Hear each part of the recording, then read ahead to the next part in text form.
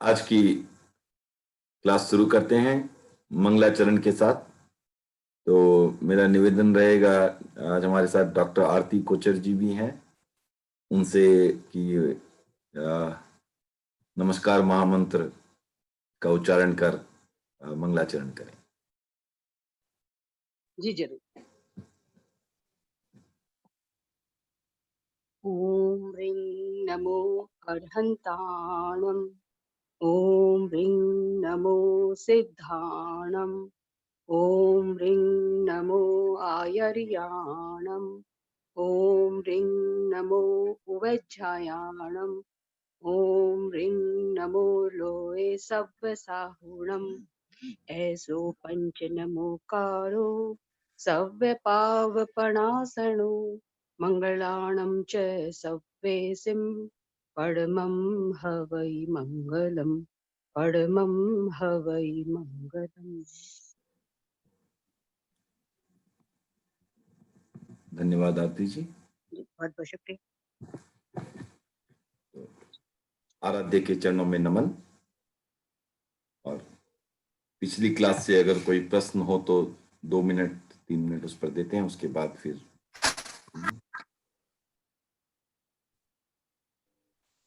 जय जिनेन्द्र अंकल। जय जिनेन्द्र। अंकल आगमेतर मतलब क्या होता है? आगम से आगे, आगम के बाद, आगम से आगम से परे, इतर अच्छा। उसके बाद। हाँ हाँ, उसके अलावा मतलब उसके अलावा कोई भी आगम प्लस इतर। यस, जैसे वेद वगैरह कुछ भी है तो वो सब आगम के आगमेतर हो गए। किस कॉन्टेक्स्ट में आया है मैं बोल नहीं पा रहा हूँ, बट फर्स्ट लाइन है उसी चैप्टर की जो अभी आप पढ़ा रहे हैं, फोर्थ चैप्टर, उसी का फर्स्ट लाइन है। हाँ, यहाँ पर जो आया है आगम और आगमेतर, वो हमारे जैन साहित्य में ही आया है कि जैन अच्छा। साहित्य में जो आगम है और हाँ। उसके बाद का जो साहित्य है उसके ये 2 भागों में। अच्छा अच्छा। अंकल एक और चीज थी, एक और पूछ लूं क्या? जरूर। अंकल जो उसमें दृष्टिवाद है, दृष्टिवाद के 5 पार्ट किए हैं। हाँ। और दृष्टिवाद के 5 पार्ट में मतलब हमारे पास अभी जो वो 11 आगम है सब लुप्त हो गए हैं क्या? नहीं, दृष्टिवाद जो है वो लुप्त, ये पूरा का पूरा ही लुप्त हो गया है। दृष्टिवाद लुप्त हुआ है। हाँ, तो दृष्टिवाद के इसमें जो पार्ट्स बताए हैं वो इसमें 5 पार्ट बताए हैं। और दृष्टिवाद के 5वें पार्ट में जो पूर्वगत है उसको ये लोगों ने पूर्व कहा है यहाँ पे।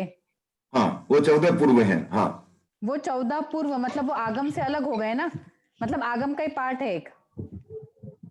वही मैंने लास्ट टाइम भी थोड़ा बताया था इसके बारे में कि जैसे इसको ये पूर्व भी है और द्वादशांगी के हिस्से भी हैं। अगर हाँ वही उसका एक पार्ट है। हाँ तो 12 अंग के हिस्से भी है, तो उस हाँ, तरह से वो है। लेकिन इनकी रचना जो है वो 12 अंगों के पहले ही हो गई थी, बाद में इसमें वापस इसमें शामिल कर लिया गया। अच्छा ठीक। तो वो इस हिसाब से उसको पूर्व कहते हैं। हाँ हाँ वो ठीक है। हाँ हाँ, तो वो अभी नहीं है। वो अब जैसे किसी चीज का अगर थोड़ा बहुत अंश इधर उधर रहे तब भी उसका कुछ वो नहीं बोल सकते कि वो है। तो ये अभी 12वां अंग है वो हम मानते हैं उसका। अच्छा। और अंकल ये जो द्वादशांगी है वो ये यही 12 अंग है, इसी को द्वादशांगी कंपाइल टुगेदर को वो द्वादशांगी कहते हैं।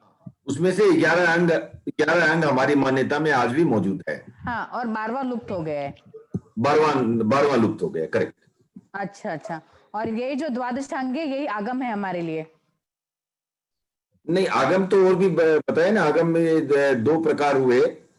हाँ तो वो आज थोड़ा फिर से एक बार वो देख लेंगे, कनेक्ट कर लेंगे। अच्छा ठीक है अंकल, कृतज्ञ उसमें अंकल, थैंक यू। तो अब आगे चलते हैं।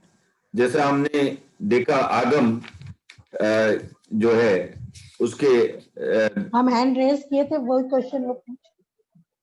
हाँ पूछिए काको साहब, वो पूछ लिया क्या? वो जो पूछे थे वही मुझे पूछना था। अच्छा ठीक है, नो प्रॉब्लम। ओके, तो जो हमने पहला जो किया विभाग आगम का, वो था अर्थागम और सूत्रागम। तो अर्थागम जो था वो भगवान का जो उपदेश था, वो अर्थागम आ गया अर्थ सहित, और सूत्रागम जो गणधरों द्वारा सूत्र के रूप में निर्मित किया गया, रचा गया, और वही सूत्रागम को ही हम गणि पिटक के नाम से भी जानते हैं और द्वादशांगी के नाम से भी जानते हैं। उसके 12 अंग हैं। तो ये हमने बात की थी।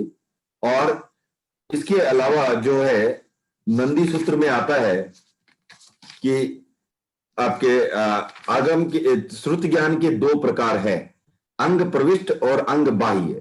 तो जो अंग बाह्य है वो जो है वो स्थिविर श्रुत स्थिविरों द्वारा रचित है, स्थिविर आचार्यों द्वारा रचित है। तो इसमें अब हम ये समझेंगे स्थविर किसे कहते हैं। तो स्थविर एक तरह से आप बोल सकते हैं कि जो एक्सपर्ट है, एक्सपीरियंस्ड है, उस टाइप में स्थविर शब्द का यूज हुआ है। तो स्थविर 3 प्रकार के आते हैं। एक आता है श्रुत स्थविर, जो स्थानांग आदि सूत्रों का सूक्ष्म ज्ञाता हो, उन्हें श्रुत स्थविर कहते हैं। दूसरा आता है पर्याय स्थविर, तो जिन्हें दीक्षा लिए हुए 20 साल या उससे अधिक हो जाते हैं, उन साधुओं को पर्याय स्थविर कहते हैं। और तीसरा आता है वय स्थविर, जिन साधुओं की उम्र 60 साल से ऊपर की हो जाती है, उन्हें वय स्थविर कहते हैं। तो यहाँ जो हमें स्थविरों का, जो यहाँ स्थविर जिस रूप में यूज हुआ है, प्रयुक्त हुआ है, यहाँ श्रुत स्थविर से इसका मतलब है। क्योंकि अगर आगम की रचना करनी है या किसी साहित्य की रचना करनी है तो उसे ज्ञान होना आवश्यक है।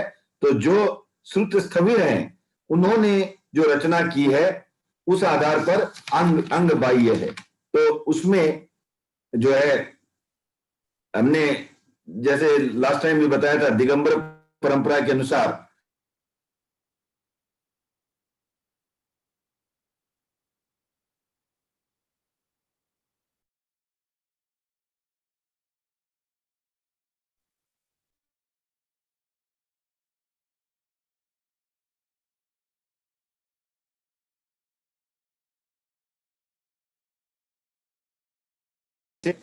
उसमें हमें उन्हें उसमें एक और वर्णन आता है उपांग का। तो उपांग जो है वो अंग बाह्य में आते हैं, वो श्रुत स्थविरों द्वारा रचित है, वो गणधर द्वारा रचित नहीं है। जो मुख्य 12 अंग है वो सारे गणधरों द्वारा रचित है। और ये जो आपके 12 उपांग आते हैं, इसके नाम में आपको बाद में बताऊंगा। और अब जो आपको मैंने जैसे बताया कि आगम की 3 वाचनाएं हुई, और तीसरी वाचना, वो सबसे मुख्य वाचना हमारे लिए कह सकते हैं, जो देवाद्रिगणी क्षमा श्रमण के समय में हुई थी, और जो वीर निर्वाण के 980 से 993 वर्ष, 2 उसमें मान्यताएं आती है, कोई 980 बोलता है, कोई 993 वर्ष बोलता है। तो 980 या 993 ईयर्स। इसके बाद जो बल्लवी में वाचना हुई थी, उसमें जो पिछली माथुरी वाचना और बल्लवी वाचना में जो थे श्रुत के जो ज्ञाता थे, उनको जो याद रहा, उनसे जो आगे ट्रांसफर हुआ, वो दोनों ही जो है इसमें इस वाचना में शामिल हुए, और उन्होंने अपनी तरफ से जो है जो आगमों को लिखवाया, 11 अंगों को लिखवाया। और जब आगम का इस तरह से जो हमारे लिए एक लिपिबद्ध किया गया, वो जो है हमारे लिए आज भी एक उपलब्ध है सामग्री के रूप में। 11 अंग जो आगम के उपलब्ध है, वो उस समय की जो वाचना हुई उसके आधार पर है। इस वाचना में जो कुछ चीजें थी, जैसा कि स्वाभाविक है कि अगर बहुत सारे लोगों ने कुछ पढ़ा है तो उसमें थोड़ा बहुत उनके इंटरप्रिटेशन में, मान्यताओं में अंतर भी हो सकता है। तो वो भी उन्होंने, देवाद्रिगणी क्षमा श्रमण आचार्य जी ने, उनको भी जो है इस पर कोई भी अपनी टीका टिप्पणी ना करते हुए वो पाठांतर के रूप में उनको भी रखा है, ताकि क्योंकि हो सकता है कि उसमें आगे किसी को कुछ मिले, तो जो उनके मूल थे, जिनको जैसा याद था उस रूप में उन्होंने लिपिबद्ध करवाया, और उन्होंने इसमें जो है अपनी तरफ से कुछ भी आर्ग्यू करके उसमें से किसी को भी काट छाट नहीं करवाई। तो वो भी पाठांतर के रूप में वो भी मौजूद है। और जो अब मैंने आपको बताया उपांग, तो इस तरह से 12 उपांग हैं जो स्थिविरों द्वारा रचित है।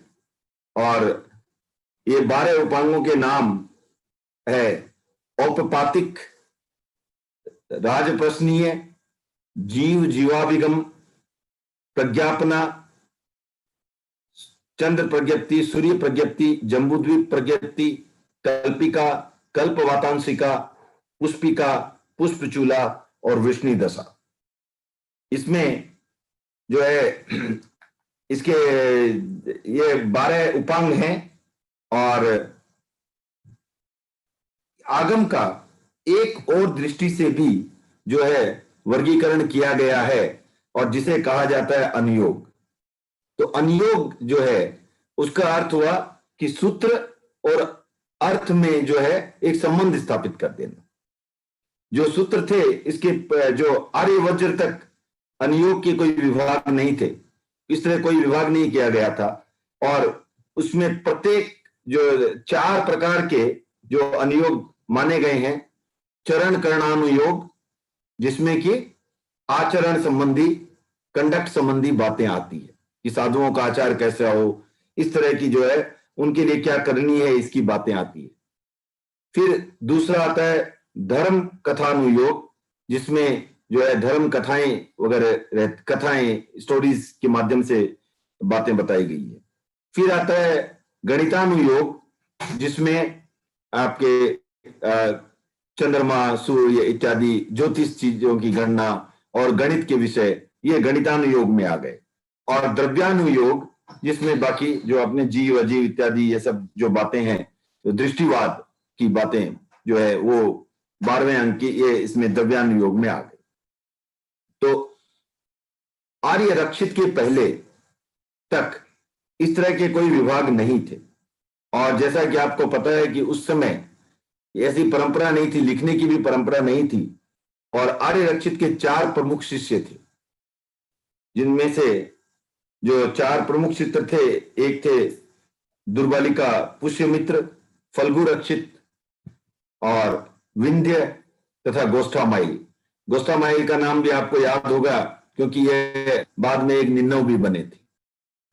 और तो इन 4 में विंध्य जो थे वो काफी मेधावी थे, और उन्होंने आर्य रक्षित से प्रार्थना की कि मुझे जो पढ़ने में अध्ययन सामग्री बहुत विलंब से मिलती है, इसलिए जो है कुछ शीघ्र मिले, तो ऐसी कुछ व्यवस्था कीजिए।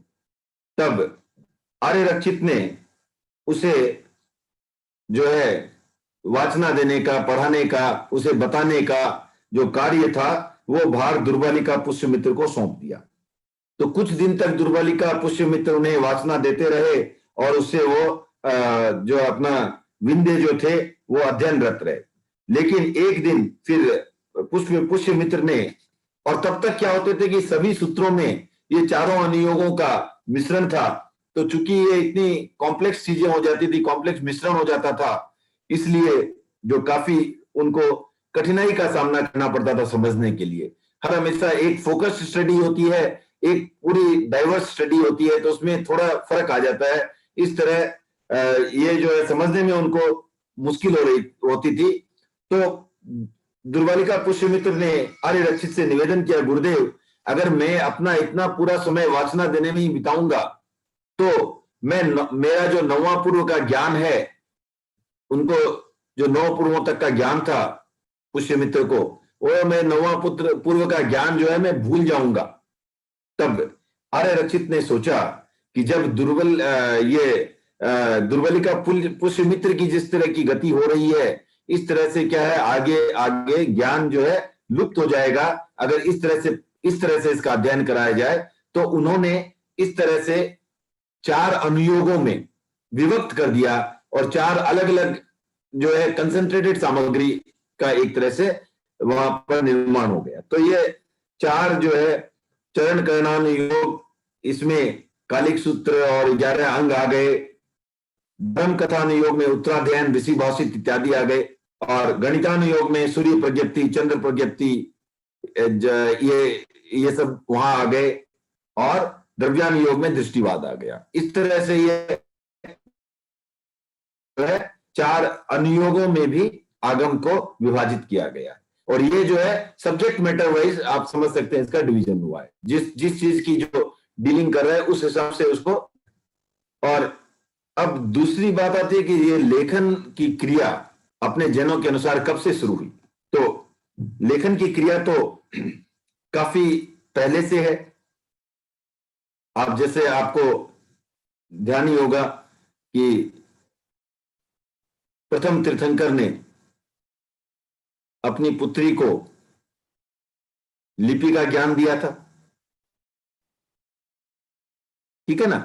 तो इस हिसाब से उस समय से ही जो है लिखने की बात उस समय आती है।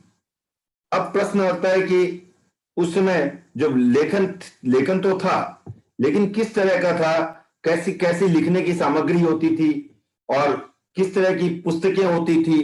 तो उस समय भी जो है ये स्याही और जो लेखनी, इस टाइप की चीजें आ गई थी। और भगवती सूत्र के प्रारंभ में ही, जबकि भगवती सूत्र पहले लिखा नहीं गया था, वो सिर्फ लोगों को बताए, वो सिर्फ श्रुत माने बोल बोल के ही सिखाया गया, याद कराया गया है।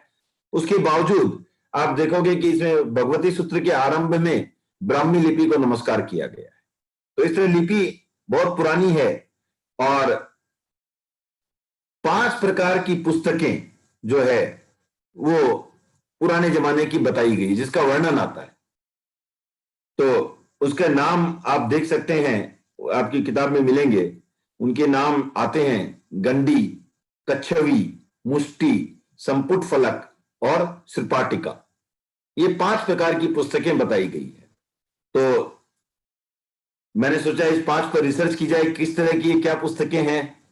तो ये एक बहुत पुरानी किताब मिली, उसमें इनका वर्णन मिला, और उस पुस्तक का नाम है पांडुलिपि विज्ञान। तो उसमें इसका वर्णन मिला। तो ये जो गंडी है वो हो गई एक तरह से जिसकी चौड़ाई और मोटाई एक समान सी होती है और लंबी होती है। तो आप ऐसे कतली के आकार का समझ सकते हैं। इस तरह की जो पुस्तक थी वो उसे गंडी कहा जाता था। कच्छवी जो पुस्तक है वो, ये सारी पुस्तकों के आकार के आधार पर ही है। कच्छवी जो पुस्तक है वो कछुए के आकार की होती है, मतलब कि बीच से मोटी और साइड से, जो कॉर्नर से पतली। इस तरह की जो बुक की रचना होती है उसे कच्छवी पुस्तक कहा जाता है। मुष्टि पुस्तक जो होती है वो ऐसी है कि जो आप समझ लीजिए कि 4 अंगुल करीब की अगर है चौड़ाई, तो आप मुट्ठी में उसको रख सकते हैं। जो मुट्ठी में आ जाए उसके आधार पर उसका नाम मुष्टि है।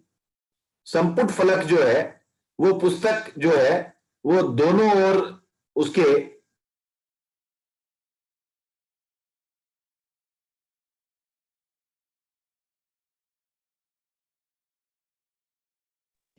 तो लेगा नहीं।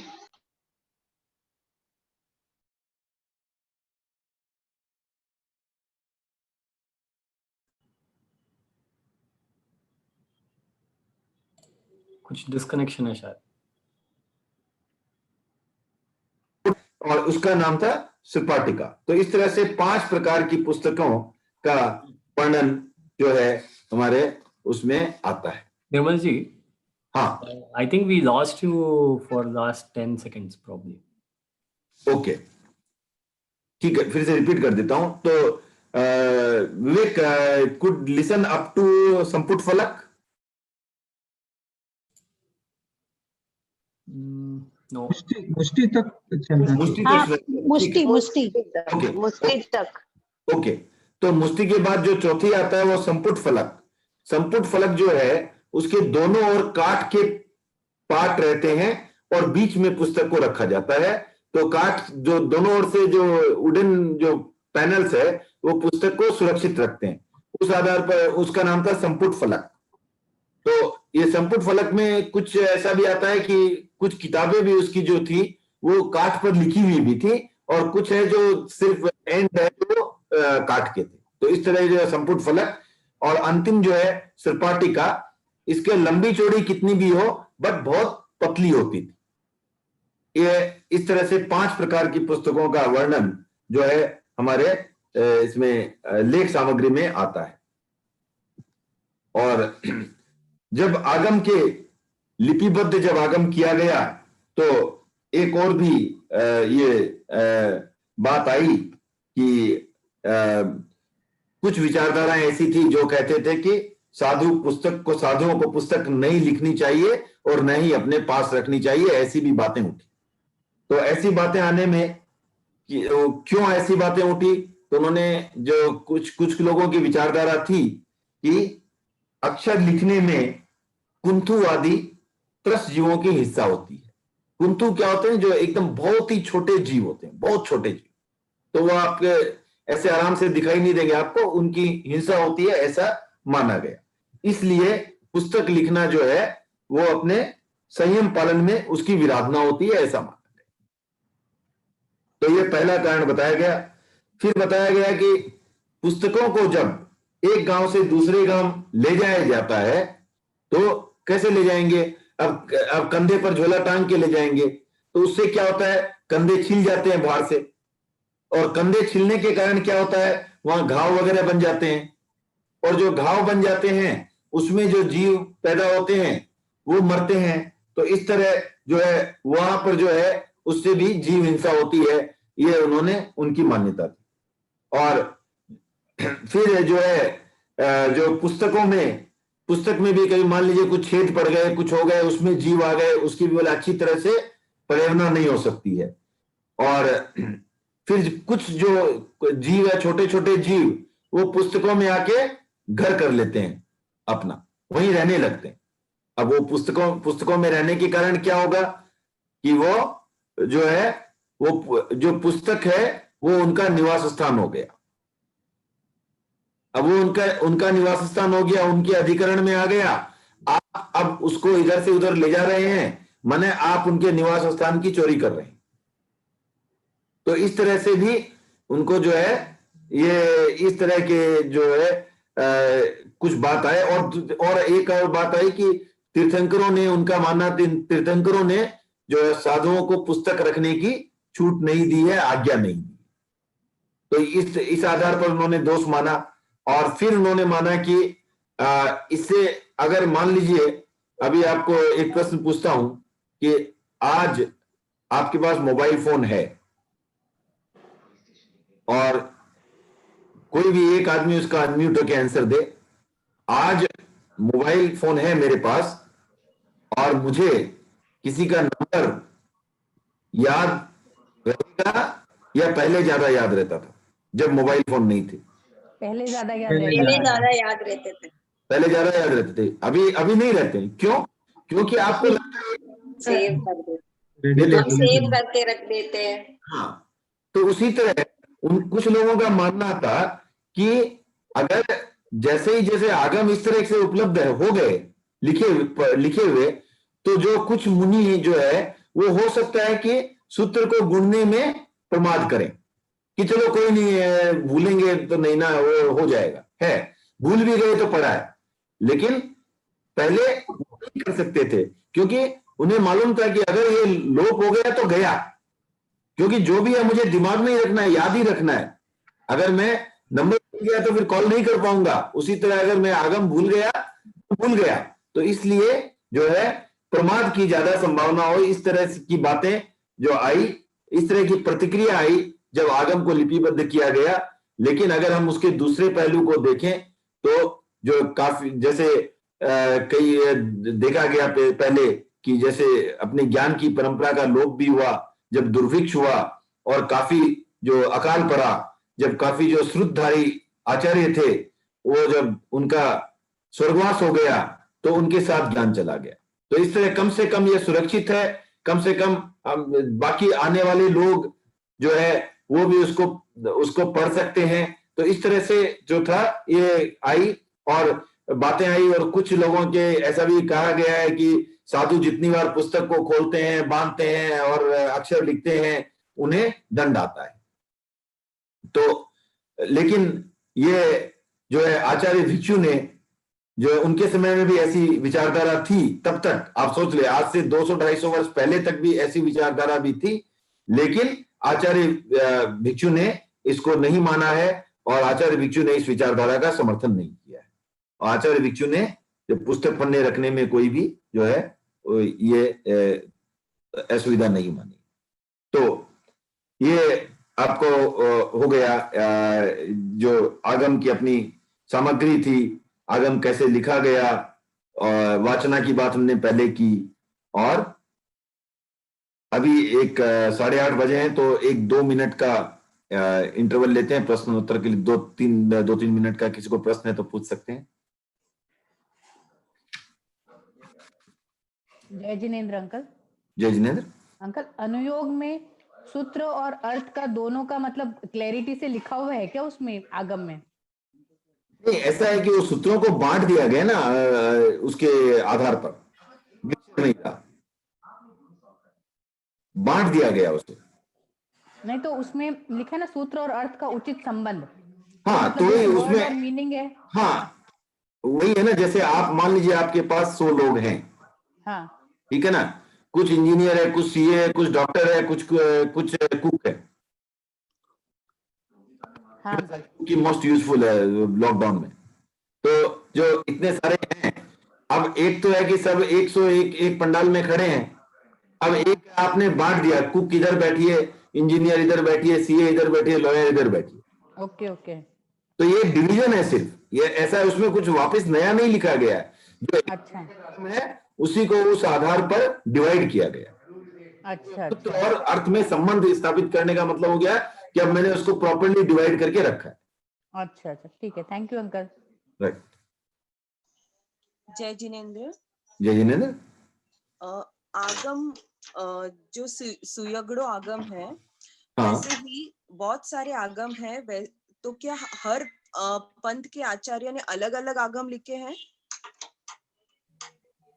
ऐसा तो नहीं आता है, जो आगे आएगा क्या क्या लिखा है वो भी आएगा, और ऐसे भी जो है काफी लिखे गए हैं आगे, उसकी भी चर्चा आएगी। सारे अंग और उपांग ही नहीं है, बाकी भी काफी लिखे गए हैं, उनकी भी चर्चा आएगी।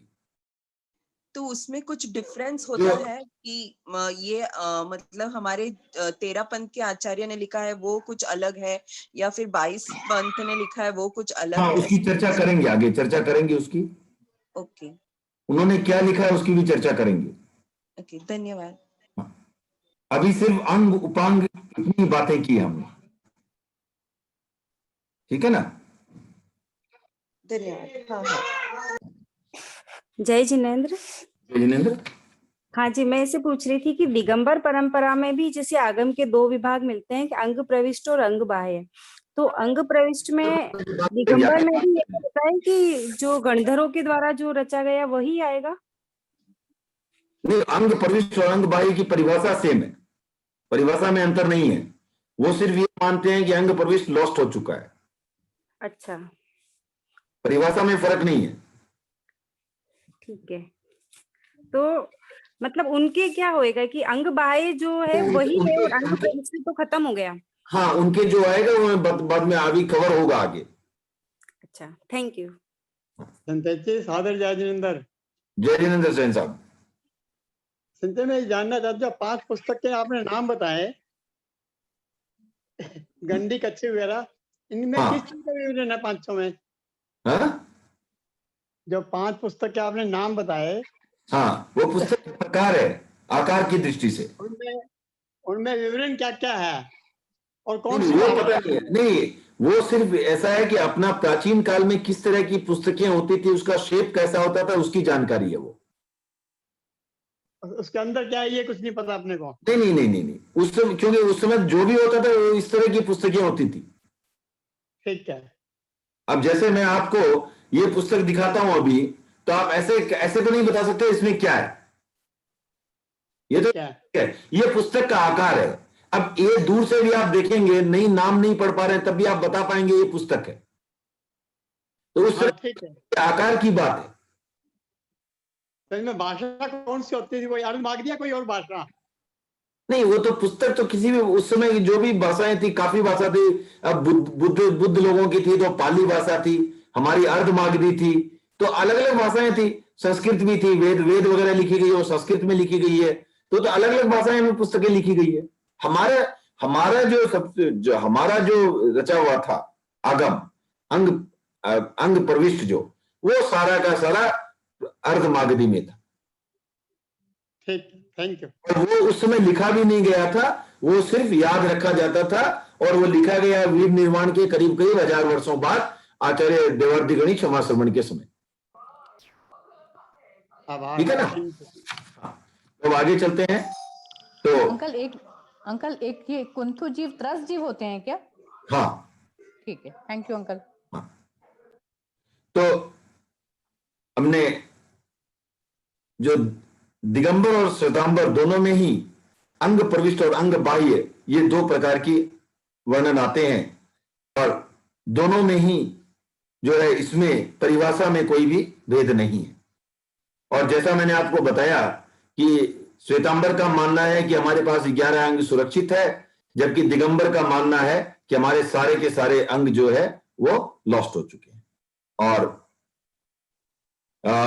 तो हमारे में और भी जो है 12 उपांगों की मैंने बात की। उसके बाद हमने छेद, चूलिका और मूल सूत्र, ये भी जो है हमने मूल और आवश्यक। तो इस आधार पर हमारे जो है 10वें कालिक और उत्तराध्ययन, ये 2 मूल सूत्र माने जाते हैं। अर्थात ये जो है, ये सभी साधुओं के लिए मूल रूप से आवश्यक है, जरूरी है उनको जानना। फिर जो 2 आते हैं, उन्हें चूलिका सूत्र कहा गया है। वो है नंदी और अनुयोग द्वार। ये एक तरह से अपेंडिक्स हो गई। लास्ट टाइम मैंने चूलिका का अर्थ मैंने देखा वीडियो में, मैंने भूल से इंडेक्स बोला था। इंडेक्स नहीं, अपेंडिक्स है। जो कोई भी एक विस्तार से कोई एक चीज का वर्णन हो, अपेंडिक्स। इंडेक्स तो सिर्फ सब्जेक्ट वो हो गया, अपेंडिक्स होगा। ओके, तो ये 2 चूलिका सूत्र है। फिर 4 छेद सूत्र आते हैं। छेद सूत्र हो गए जो आपको, वो है डिसिप्लिनरी। उसमें आपको अगर आप जो है कुछ अगर त्रुटि हुई है, गलती हुई है, तो उसमें क्या जो उसका प्रायश्चित आएगा, क्या दंड आएगा, इस तरह के वर्णन जो है उसमें छेद सूत्र में है। और इसका छेद सूत्र के 4 है: व्यवहार, वृहत्कल्प, निशित और दशाश्रुत स्कंद। ये 4 छेद सूत्र हैं। और एक जो है वो आवश्यक है, उसे आवश्यक सूत्र कहा जाता है। तो आवश्यक, तो इस तरह से आप अगर अपने श्वेतांबर में मानते हैं 13 पंथी और स्थानकवासी, उसमें हम 32 आगम को मानते हैं। 32 आगम कौन से हुए अभी?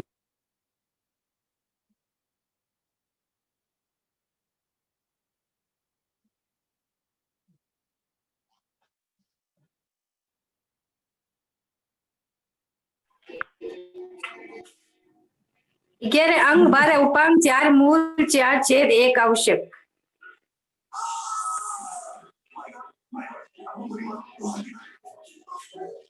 एक आवश्यक 28 और 4 छेद सूत्र। We lost you for last 30 seconds. Okay, तो जो मैं बता रहा था कि श्वेतांबर में 13 पंथी में जो मैंने 4 छेद सूत्र बताए वो आ गए थे, करेक्ट? हाँ, ठीक है, ठीक है। तो उसके बाद मैं बता रहा था कि श्वेतांबर में 13 पंथी और स्थानकवासी 32 आगम मानते हैं। तो उसमें 11 अंग 12 उपांग, ये 23 हो गए। 2 मूल सूत्र 25, 2 चूलिका सूत्र 27, एक आवश्यक 28 और 4 छेद सूत्र। इस तरह ये 32 आगम श्वेतांबर में 13 पंक्तियों में मानते हैं। जबकि श्वेतांबर मूर्ति पूजक जो हैं वो जो है और भी ज्यादा मानते हैं। वो मेरे ख्याल से 45 मानते हैं। तो उसमें एक है ओघ निरुक्ति, पुण्य निरुक्ति मानते हैं वो हम नहीं मानते हैं। और वो कुछ उसके प्रकीर्ण भी मानते हैं जो हम उसको हम आगम में नहीं गिनते हैं। ओके, तो इस तरह से जो है जो हमारे 32 आगम हुए। और अब आता है कि आगम क्या की व्याख्याएं कहां से शुरू हुई और कैसे हुई। तो आगम की जो व्याख्या है वो सबसे पहली व्याख्या जो हुई वो थी निरुक्ति। और निरुक्ति जो है वो इसके रचना काल जो है वो वीर निर्वाण की 5वीं 6वीं शताब्दी में जो निरुक्ति बनी। निरुक्ति जो है वो भद्रबाहु स्वामी ने लिखी, लेकिन ये भद्रबाहु स्वामी वो नहीं है जिनकी बात हमने की थी। ये भद्रबाहु स्वामी सेकंड है। वो पहले भद्रबाहु स्वामी थे, वो तो वीर निर्माण के 160-170 वर्ष तक ही थे। ये वीर निर्माण के 500 वर्षों के बाद की बात है। और ये भद्रबाहु स्वामी द्वितीय है, उन्होंने 10 निरुक्तियां लिखी। अब निरुक्ति क्या होती है? ये निरुक्ति जो है वो आगम पर आधारित है। और इसमें आपको क्या आता है, ये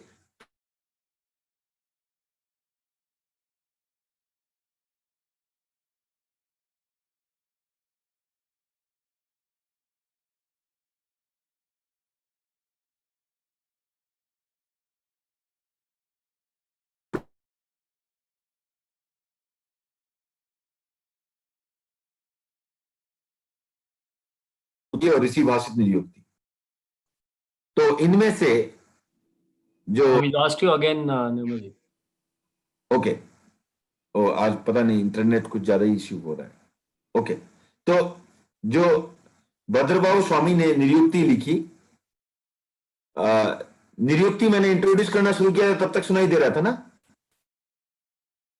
हाँ, ठीक है। तो निरुक्ति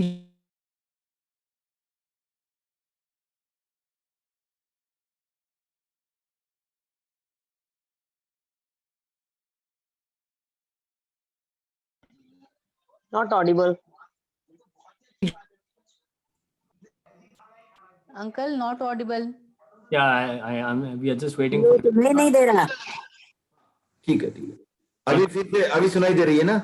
माँ भी सुनाई दे रही है। हाँ, तो निरुक्ति जो है वो भद्रबाहु स्वामी द्वितीय ने लिखी है। और उनमें से जो निरुक्ति क्या है, निरुक्ति प्राकृत भाषा में लिखी गई है और ये अंग और उपांग पर लिखी गई है। और यह निरुक्ति जो है वो काव्य के रूप में है, जो पद्य के रूप में है। और ये 10 निरुक्तियां लिखी गई है। आवश्यक निरुक्ति, 10वें कालिक निरुक्ति, उत्तर निरुक्ति, निरुक्ति, शुद्धकृतांत निरुक्ति, दशाश्रुतस्कंद निरुक्ति, बृहत कल्प निरुक्ति, व्यवहार निरुक्ति, सूर्य प्रज्ञप्ति निरुक्ति और ऋषि भाषित निरुक्ति। इनमें से कुछ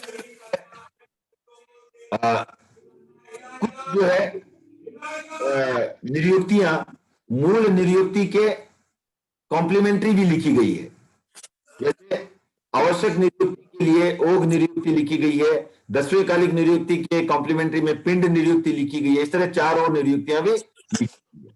इनकी भाषा प्राकृत और पद्यात्मक है। और ये जो थी ये पहला एक तरह से बोल सकते हैं कमेंट्री लिटरेचर थी अपने अंग और उपांग पर। उसके बाद जो है जो आगे चला है और जो नेक्स्ट जो आता है निरुक्ति के बाद वो आता है भाष्य। भाष्य भी आपको लिखा हुआ प्राकृत में है, पद्यात्मक ही है, लेकिन निरुक्ति से थोड़ा ज्यादा इसमें ज्यादा विवेचन आता है। निरुक्ति से थोड़ा ज्यादा डिस्क्रिप्शन इसमें आता है। और आगम और निरुक्ति दोनों के ही पर लिखी गई है। आगम और निरुक्ति दोनों को स्पष्ट करने के लिए जो है ये भाष्य 10 भाष्य उपलब्ध हैं और जो ये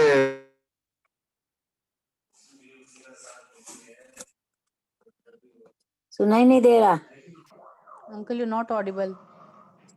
हेलो, नहीं सुनाई नहीं दे रहा। हाँ, उनका शायद डिस्कनेक्ट हुआ है। Not Audible again.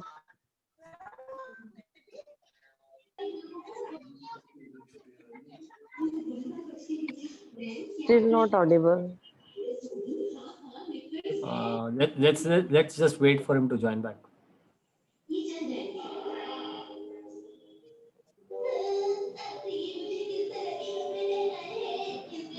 तो हम भाष्य की बात कर रहे थे।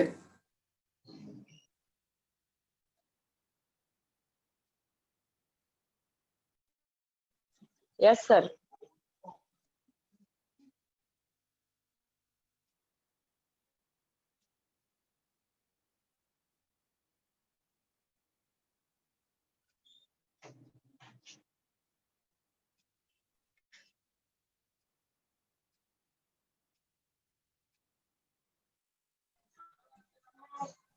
आवाज आ रही है मेरी?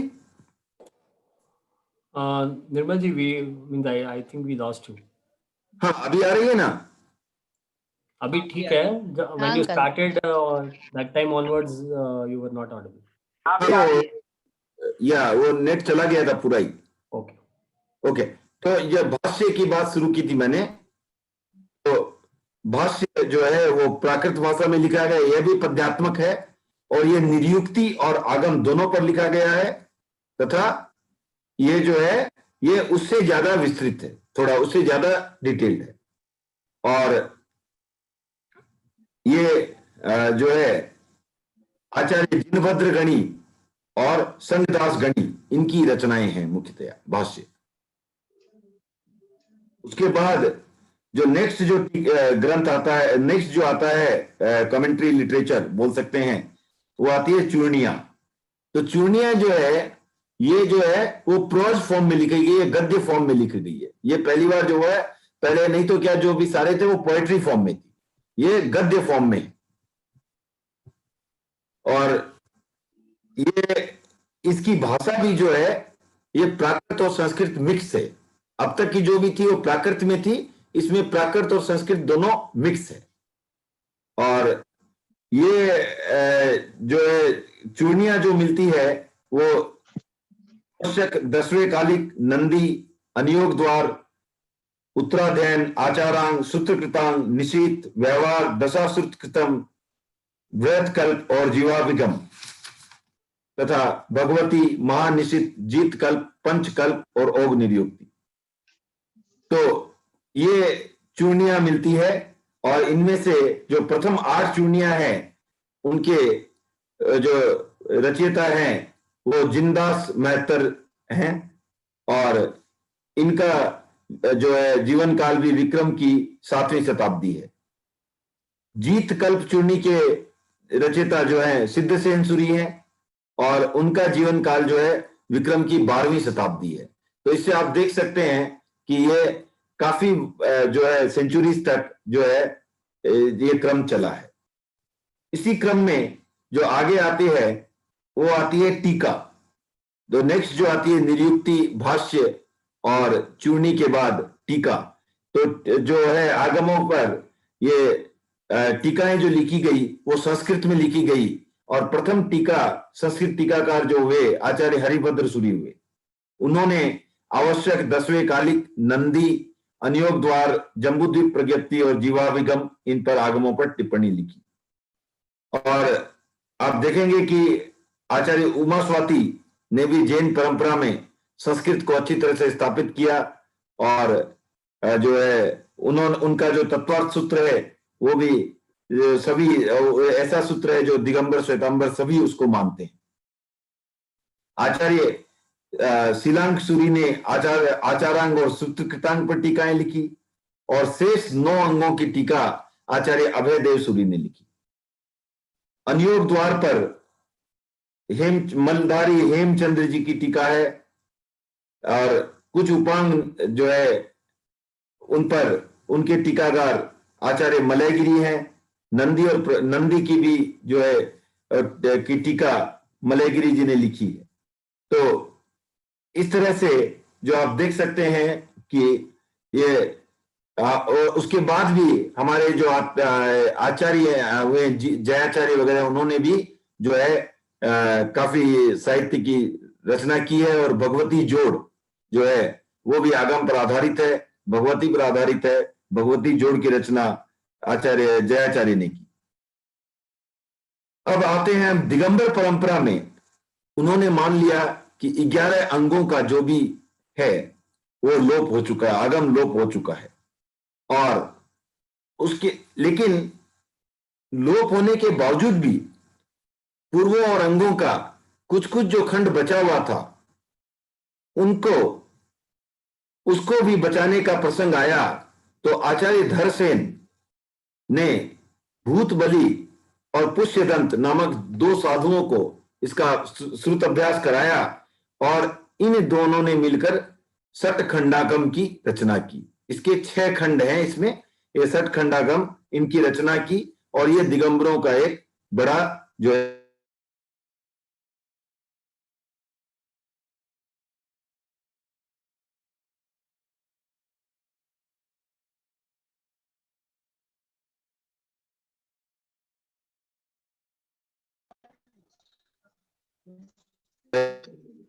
सुनाई नहीं दे रहा है।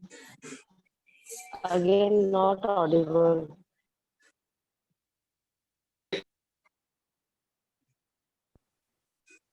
फिर से आवाज गई थी ना? हाँ, आप शायद दिगंबरों के बारे में बता रहे थे। हाँ, तो दिगंबर वो सठ खंडागम की बात आ गई थी क्या? आ रही थी। हाँ, आ रही थी 60 घंटा की। हाँ, ठीक है। तो सठ खंडागम की रचना जो है भूतबली और पुष्यदंत इन्होंने की। और उसी समय लगभग आचार्य गुणधर ने जो है कसाय प्रावर्त की रचना की। ये जो है पूर्वों से उद्धृत माने जाते हैं, क्योंकि उन जो भी पूर्व के जो भी भाग बचे हुए थे, जो भी उनको जितना भी ज्ञान उसका बचा हुआ था, पूर्ण रूप से तो उपलब्ध नहीं थे, लेकिन जो बचा हुआ था वो उसी से लिया गया है। और अभी जो में इसकी टीका जो उपलब्ध है वो आचार्य वीर सेन की है। और फिर कसाय पाहुड़ एक और जो है ये इनका अच्छा ग्रंथ माना जाता है। तो सठ खंडागम में जिसका मैंने बताया 6 भाग है, उसमें जो अंतिम भाग है महाबंध का है और उसके रचयिता है आचार्य भूतबली। और इसमें 41,000 श्लोक प्रमाण है। उसके बाद जो आता है अपना जो अब बात करते हैं हम तेरापंथ साहित्य की थोड़ी बहुत। ऐसे देखा जाए तो कन्नड़ में भी बहुत साहित्य है, जैन साहित्य है। जो आप देखेंगे पौन्य का शांति पुराण, का आदि पुराण और भारत इत्यादि काफी ग्रंथ है जो हैं। और दिगंबर जो थे वो ज्यादातर उस समय कर्नाटका की तरफ आ गए थे और उनका साहित्य जो है कन्नड़ में मिलता है। जबकि श्वेतांबर जो है उसका गुजरात, महाराष्ट्र और राजस्थान में जो है आपको दिखता है। राजस्थानी में जो है आचार्य भिक्षु की काफी रचनाएं रही। 9 पदार्थ की जोड़, विनीत अवनीत की चौपाई, व्रताव्रत की चौपाई, अनुकंपा की चौपाई, सीरी की 9 बार इत्यादि उनकी काफी जो है प्रमुख रचनाएं रही है आचार्य भिक्षु की। फिर जैसा मैंने आपको पहले बताया तेरापंथ के आचार्य मज्जाचार्य उनकी भगवती जोड़ रही है। राजस्थानी साहित्य में भी आपको 3 प्रकार की शैलियां मिलेगी देखने में, लिखने में जो आई है वो जैन शैली, चारण शैली और लौकिक शैली। जैन शैली जो है उससे संबंध रखने वाले जो थे वो जैन साधु और यति, जो उसमें जो है प्राचीनता की झलक मिलती थी। जो पुरानी भाषा थी उसकी थोड़ी झलक मिलती थी। चारणी जो है उसमें आपको जो है उसमें गुजरात का प्रभाव दृष्टिगोचर होता था। और बाकी कुछ जो है वो अपनी लौकिक भाषा में जो अपनी नेटिव लैंग्वेज है उसमें है। तो आचार्य भिक्षु की जो है काफी आप देखेंगे कि पूरी तरह से राजस्थानी में उनका विशुद्ध मारवाड़ी के शब्दों में उन्होंने लिखा और उनका 38,000 श्लोक के लगभग का उनका साहित्य रहा। और इस दृष्टि से अगर आप देखें तो अपने जयाचार्य का करीब 3.5 लाख श्लोक परिमाण का जो है वो उनकी रचना रही।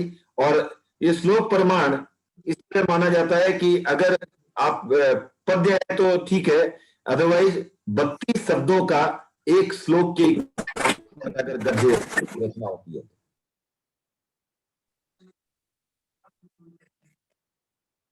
तो फिर से आवाज गई थी क्या? नहीं ठीक है। हाँ ठीक, ओके। तो इस तरह से ये जो है जयाचार्य की काव्य साहित्य रहा है। उसके बाद अब आप आजकल हिंदी में भी काफी साहित्य है। और हमारे आचार्य महाप्रज्ञ जी, आचार्य तुलसी, इन्होंने भी काफी जो आगम पर भी जो है व्याख्याएं लिखी है। और आज जो है तेरा पंथ इस दृष्टि से काफी समृद्ध है।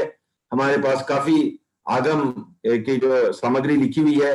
और हमारे बीच में आज श्रीचंद जी साहब भी मौजूद हैं, जिन्होंने खुद भी काफी जो है पुस्तकें लिखी है।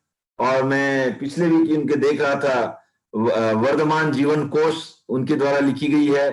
और काफी जो है श्रीचंद जी साहब ने, सो प्रणाम करता हूं आपको, जो काफी ये जो काफी लोगों को ये आशीर्वाद दे रहे हैं। हम सभी जो आज क्लास में आए हैं उनको, श्रीचंद जी साहब। और ये हमारे जो टीपीएफ के पूर्व सचिव थे सुशील जी चौरड़िया, उनके पिताजी हैं। और काफी इनका काफी जो है ये रहा है, बहुत उनकी रचनाएं हैं।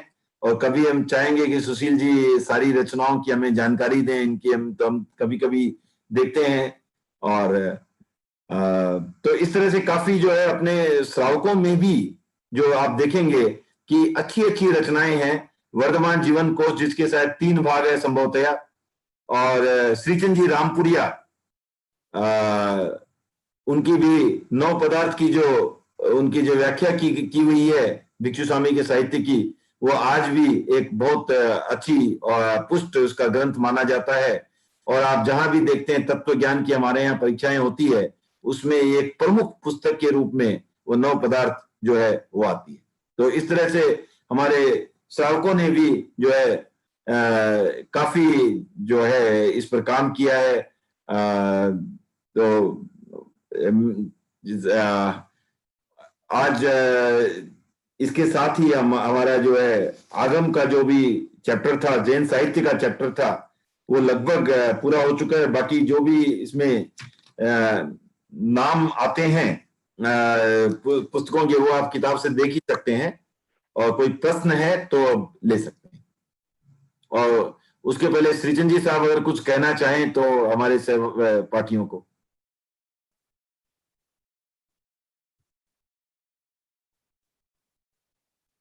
आप म्यूट हैं सुशील जी, म्यूट हैं। हाँ हाँ बोलो। तत्व है, पारमार्थिक वस्तु को तत्व कहते हैं। तत्व 9 है, जीव अजीव, पुण्य पाप, आश्रव, संबंध, निद्रा, बल, मोक्ष। इसमें 5 जीव है। जीव, आश्रव, संबंध, निद्रा, मोक्ष, ये 5 जीव है। अजीव, पुण्य, पाप, बल, ये है 4 अजीब। जब तक जीव के पुण्य पाप बंधे रहते हैं, उनको बंद कहा जाता है। जब उदय में आते हैं, जब उनको पुण्य पाप कहा जाता है। एक जो यही परिभाषा यह भी उपलब्ध होती है कि पुण्य पाप के भी 2 भेद, द्रव्य पुण्य, भाव पुण्य। द्रव्य पुण्य और भाव पुण्य। जब तक जीव के कर्म रहता है, जब उदय नहीं रहता है, बंध की अवस्था है, वह द्रव्य रूप से पुण्य है। और जब उदय में आ जाता है, वह भाव पुण्य है। ऐसी इसलिए कर्म जैसे जीव की एक जैसे परिभाषा दी है, उपयोग लक्षणों जीव है। मतलब चेतना के व्यापार को जीव कहते हैं, जिसमें जो उपयोग सब में मिलेगा, चाहे निरोध का जीव, चाहे मोक्ष का जीव, चाहे कोई भी हो, चेतना में व्यापार उपयोग है। चेतना के व्यापार को उपयोग कहते हैं। उपयोग दो तरह का होता है, साकार उपयोग, अनाकार उपयोग।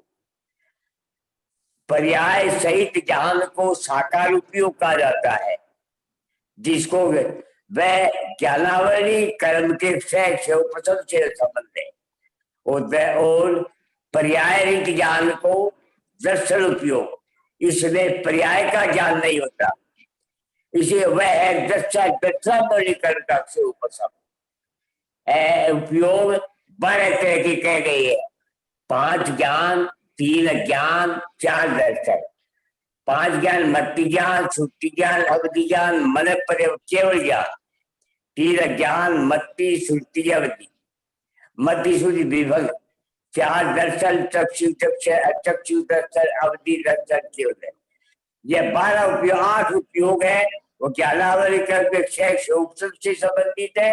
चक्षु चक्षु अवधि विभक्त ज्ञान, ये 3 है, वह है दर्शा मन का करके क्षेत्र से चक्षु चक्षु अवधि और केवल 4 प्राप्त होती है। इसलिए अपने को जब तक जीव को नहीं जाना जाता है, उसको दीक्षा भी नहीं देनी चाहिए। नव तत्व का ज्ञान सबसे जरूरी है। जो नव तत्व को ज्ञान करके सम्यक्त को ग्रहण कर लेता है, देव गुरु धर्म पर पूरी आस्था रखता है, उस जीव के जो सम्यक्त आ जाता है, तो सम्यक्त अवस्था में मनुष्य उत्तीर्ण है, वह बेमानी देवता का इस बनेगा। मनुष्य देवता और नारकी, इनके सम्यक्त के होते हुए मनुष्य का ही बनेगा। इसलिए सम्यक्त का बहुत बड़ा महत्व है। सम्यक्त 4थे गुण स्थान से लेकर 14 गुण स्थान तक होता है। शोक संकेत के भी 2, संकेत के भी कई तरह की होती है। एक खायक संकेत, एक क्षेत्रोपसम संकेत, एक उपसम संकेत, एक वेदक संकेत, एक शाश्वादन संकेत। शाश्वादन संकेत है वो 4थे गुण स्थान से जब जीव पड़ता है, दूसरे गुण स्थान में आता है। इसका उदाहरण दिया गया है, जैसे फल से, वृक्ष के फल से जब जमीन पर वो फल गिरते जाता है, जो बीज की अवस्था है, उसको शाश्वादन की संकेत का है। दूसरे गुण स्थान वाला जीव पढ़ करके ऊंचा नहीं जाता है, वो पहले गुण स्थान में आएगा। ये इसकी स्थिति 6 आवलिका की बताई गई है। 1 मूर्त में 1 कोण सरसला सितंत्र जातों से 16 आवलिका होती है।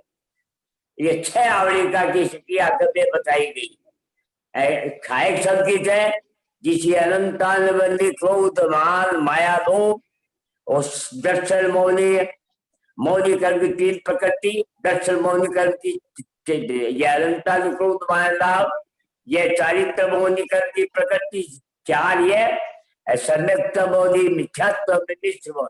इन 7 कर्मियों का एकदम क्षय हो जाता है जब खायक संकेत की प्राप्ति होती है।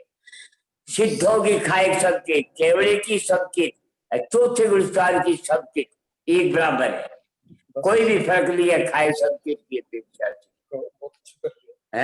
बहुत अच्छा क्रम हो रही है, बताते बस संपन्न करना। इसलिए खायक संकेत 4थे गुण, खायक संकेत को प्राप्त हो जाता है, उसका नियम है। उत्तरायण सूत्र में कहा गया है, यह उत्तरायण की 29वें अध्याय की पहली गाथा है, जिसकी अनंतानंद क्रोध मान माया लोग क्षय हो जाता है, वह जीव 3रे भवन में मुक्त जाएगा ही। यह उत्तरायण का पाठ है। यह उत्तरायण 29वां पहली गाथा देख लीजिए। अनंतानंद क्रोध मान माया लोग जिसका क्षय हो गया है, वहां पर एक संदेह मोक्ष की एक परिभाषा दी है कि यह सम्यक्त के लक्षणों में संदेह शब्द है। संदेह निर्वेद सम, यह आस्तिक्य, यह जो संकेत के लक्षण है।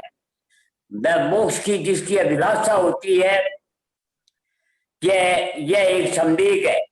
भव की विरक्ति होती है, वह निर्वेद। क्रोध को शांत हो जाता है, यह शांत, यह लक्षण के आदि लक्षण संकेत के बताए गए हैं। संकेत का इतना महत्व देखिए, गया शरीर राजा पहली लर्क में है। यदि यदि उसके आयुष का बंध नहीं होता तो वह नहीं जाता, लेकिन उसके आयुष का बंध पहले हो गया था, होने के कारण खायसन की बाद में आई है।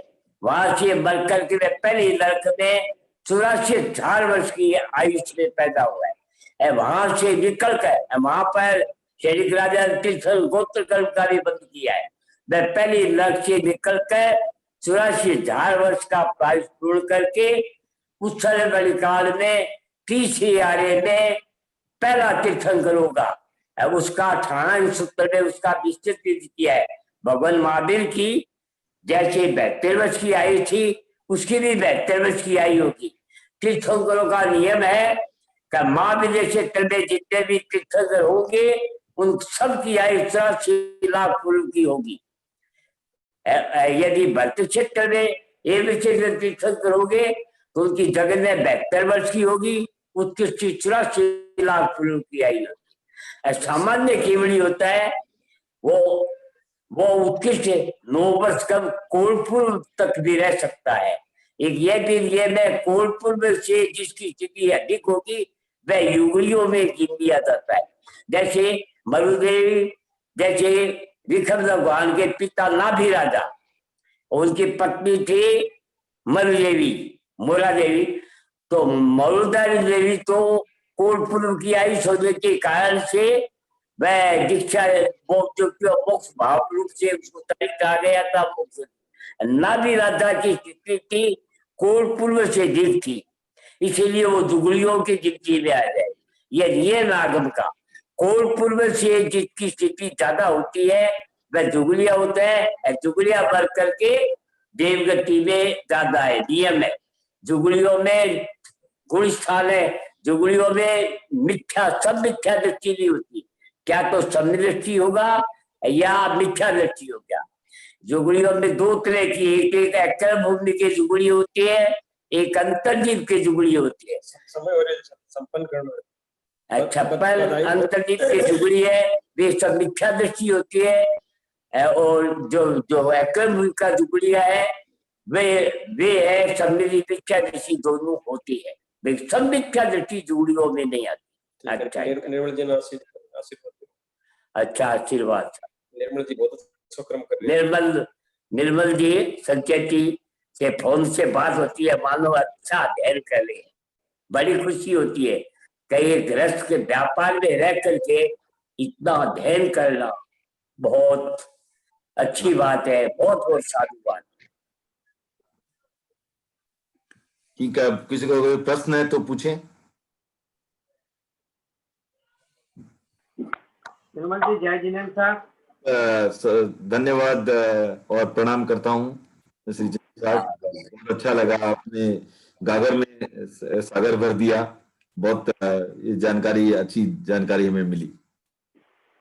हाँ, प्रश्न किसी का है तो। जय जिनेन्द्र साहब। जय जिनेन्द्र। तो ये भाष्य की या कोई भी चीज की जो टीकाएं होती थी वो मतलब कविता के फॉर्म में होती थी या किसी भी मतलब जो पद्य होते थे उनका रूपांतरण होता था किसी भाषा में, या उसके ऊपर में स्पेशल विश्लेषण होता था? क्योंकि टीका तो श्वेतांबरों में भी मिलती है और दिगंबरों में भी मिलती है। एक क्वेश्चन ये था। दूसरा ऐसा था, जैसे अपने लोगों में भारतीय जितनी चीजें आपने बताई किताबों में, उन्होंने हमला भी होता था, आपने हमला ये विश्लेषण नहीं किया। नेट चला गया था, फिर से प्रश्न वापस पूछना पड़ेगा आपको। अच्छा, अभी आवाज आ रही है? अभी आवाज आ रही है? आवाज आ रही है, मगर मेरे ख्याल से निर्मल जी को आपकी आवाज नहीं पहुंच पा रही है, उनके इंटरनेट शायद। हाँ, मुझे हाँ, तो 2 मिनट देखते हैं, नहीं तो हम लोग प्रश्न क्लास में ले सकते हैं।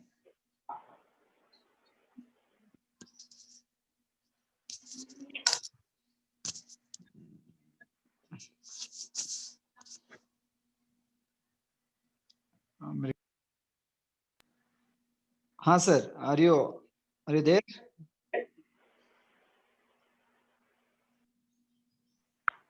Sir, you are on mute. Sir, you are in mute. अब आवाज आ रही है, मैं प्रश्न सुन नहीं पाया, फिर से रिपीट करें प्लीज। हाँ मैं बोलता हूँ, ये जो टीकाएं होती थी, हाँ सितंबरों में और दिगंबरों में दोनों में टीकाएं देखी जाती थी। हाँ और तो ये पूछना जाना है कि जो भी पद्य या गद्य होते थे, तो भाष्य के जिनके ऊपर टीकाएं लिखी जाती थी, वे दोहे के रूप में रूपांतरित होती थी, या उनका किसी भाषा में विश्लेषण होता था, या उस पर वे अपना विशिष्ट अनुभव लिखते थे। किस तरह की टीकाएं होती थी? क्योंकि ये भी देखा जाता है कि जितने भी उत्तरोत्तर जो आचार्य है, जो नीचे से नीचे फिर बाद में जो आचार्यों की परंपरा रही, या और जो भी साधु संत आए, उनके सबके टीका करने का अपना अनुभव अलग टाइप का रहा। किनके टीका में विरोधाभास भी रहता था किसी चीजों में। एक तो क्वेश्चन ये, तो मैं थोड़ा टीकाओं को समझना चाहता हूँ। और दूसरा कि जैसे अपने श्वेतांबरों में जैसे आपने कई चीजें बताई, दिगंबरों का आपने सिद्ध सेन दिवाकर जी के बताए, उसमें उन लोग धौला को भी, एक धौला जो उनका ग्रंथ है उसको भी बहुत मान्यता देते थे।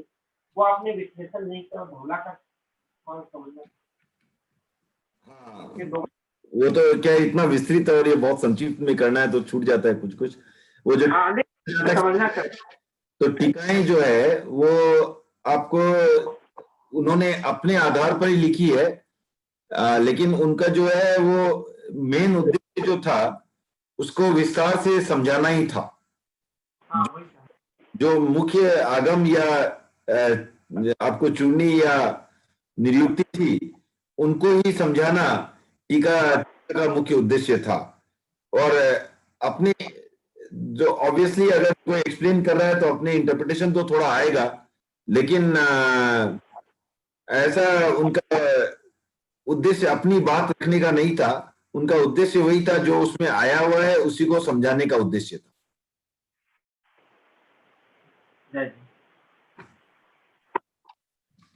हाँ, और प्रश्न?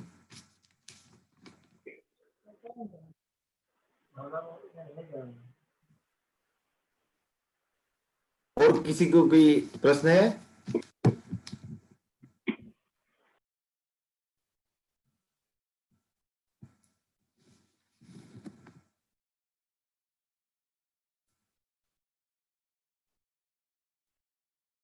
और 3-4 मिनट का समय है, अगर प्रश्न हो तो, नहीं तो आज अर्ली क्लोज कर सकते हैं। विवेक, कोई हाथ रेज्ड है क्या, हैंड? नहीं। जय जिनेंद्र अंकल। जय जिनेंद्र अंकल, वो कमेंटरी फिगर बोला आपने, कमेंटरी का मतलब क्या कि आप अपना कमेंट उसके ऊपर दे सकते हो, वैसे वाले टाइप का? हाँ हाँ हाँ, मैं उसका विश्लेषण, कमेंट्री। अच्छा। ना जैसे जो सामने हो रहा है उस पर कमेंट्री, कोई भी चीज की कमेंट्री होती है वो कैसे? हाँ हाँ हाँ हाँ अंकल, हाँ हाँ। तो इससे कमेंट्री लिटरेचर में जो आपको लिटरेचर में आप देख रहे हैं उसको आप अपने शब्दों में बता रहे हैं। अच्छा अच्छा, ठीक है अंकल। कृतज्ञ उसमें अंकल।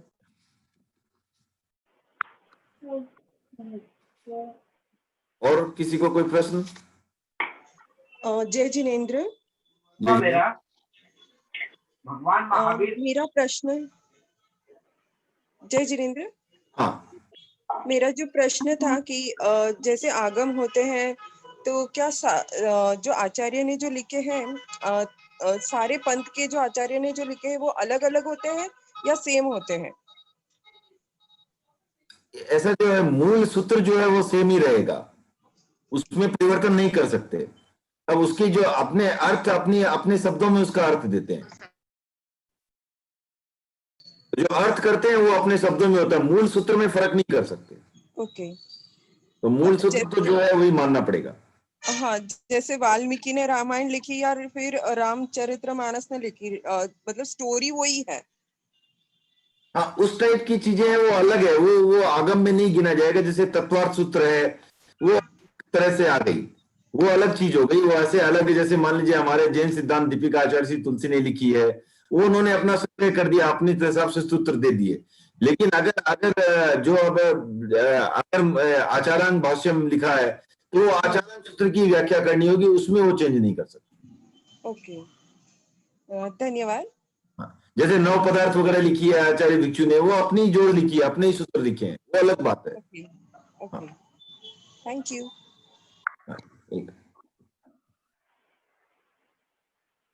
निर्मल जी, जय जिनेंद्र। जय जिनेंद्र। एक था कि जो भगवान महावीर स्वामी और गुरु गौतम के बीच में जो संवाद हुआ, हाँ, एक जगह कहा जाता है कि ये गंधर्वलय के रूप में निकला। गंधर्वों ने जो ये बुक लिखी वो गंधर्वलय है, तो एक्चुअली ये गंधर्वलय में ही लिखता है या इनको हम किस मतलब जो अपनी ये जो बाकी आगम निकले उसमें किसमें मिल सकते हैं ये संवाद का जो विस्तृत रूप है? क्योंकि हम तो बाकी जो है जैसे कि वो टीका के रूप में पढ़ते हैं जो आगे उत्तरवर्ती आचार्यों ने जो लिखी हुई। हाँ, तो ये किसमें मतलब लिखा गया है? जैसे भगवती सूत्र है या ऐसे और भी जो बुक है, पर मैं ऐसा सुना हूं कि गंधर्वों ने लिखे वो गंधर्वलय के रूप में आगे प्रचलित हुई। तो इसमें तो नहीं आया, जैन साहित्य जैन परंपरा के इतिहास में इसका वर्णन नहीं आया, लेकिन जो आप और जो भगवान महावीर के संवाद थे प्रश्न उत्तर, वो 36,000 प्रश्नों का करीब जो भगवती सूत्र में आता है। भगवती सूत्र में, हाँ वही भगवती सूत्र में, हाँ भगवती सूत्र में आता है, और उसका नाम व्याख्या प्रकृति भी दिया गया कई जगह, और कई जगह उसका भगवती, वो दोनों सेम ही है। हाँ वही जानना। हाँ ठीक। मेरा एक प्रश्न है। हाँ बताएं। वो सिद्धसेन दिवाकर जी, जय जिनेंद्र अंकल। जय जिनेंद्र। वो सिद्धसेन दिवाकर है ना, तो उनकी वो उनके साथ वो हुई थी तर्क बुद्धि वृद्धवादी के साथ में, फिर से आगे जाके पीछे सिद्धसेन दिवाकर वो है ना। हाँ, ये आचार्य जैन परंपरा के कुछ विशिष्ट आचार्य है। हाँ, इसमें सिद्धसेन दिवाकर है ना, उनका नाम बाद में कुमुद चंद्र रखा गया क्या? ये ध्यान में नहीं मेरे तो। ये ग्वालों के सामने मृतवादी परिषद में ये नहीं आएंगे क्या परीक्षा में भी? आप परीक्षा में तो जो बुक में वो आएगा उसमें। अच्छा, नहीं ये बुक लास्ट तक पूरा ही आएगा ना? हाँ हाँ, वो बुक तो अभी चलेगी ना, अभी तो 4 चैप्टर हुए हैं, बाकी की चैप्टर होंगे अभी। अच्छा, अभी तो कब 13 तारीख तो आने वाली है तो? नहीं 31 को है ना, 31 जनवरी को है। अच्छा 31 जनवरी को, 13 दिसंबर लिखा था। चेंज हो गया था। अच्छा, वो मेरे को मालूम नहीं। ठीक है, थैंक यू। तो थैंक यू। वो पूरी बुक कराई जाएगी, उसके आगे के आचार्यों का वर्णन आएगा बाद में आगे। अच्छा, हाँ वो आचार्य वर्णन मैंने पढ़ा था, तो मैं ये मेरा नाम थोड़ा समझ में नहीं आया। आगे आएगा। ठीक है, थैंक यू, धन्यवाद। ठीक है, तो आज यहीं रखते हैं। तो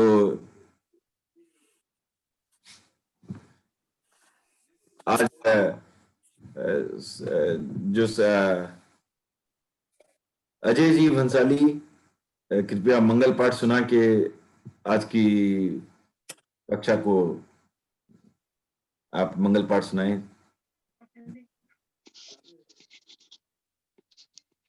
सभी से जय जिनेंद्र। और मैं एक ये कहना चाहूंगा कि आचार्य सिद्धसेन दिवाकर का मूल नाम जो था वो कुमुद चंद्र था। उनका मूल नाम ही कुमुद चंद्र था। मंगल पाठ।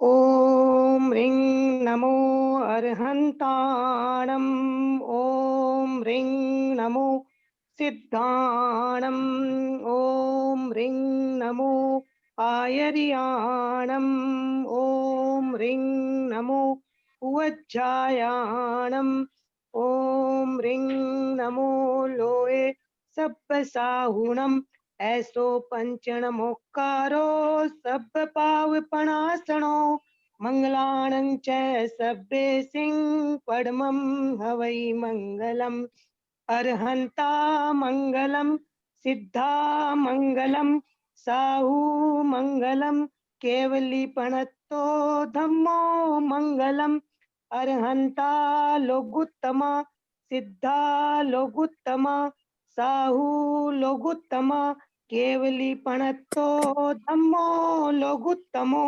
अरहंते शरणं पवज्जामि, सिद्धे शरणं पवज्जामि साहू शरणं पवज्जामि केवली पणतं धम्मं शरणं पवज्जामि विघ्नहरण मंगल करण स्वाम भिक्षुणो नाम गुण ओळख स्मरण कर्या सर अचिंत्या काम सर अचिंत्या काम। ओम मरम तुमको बहुत बहुत साधुवाद, धन्यवाद।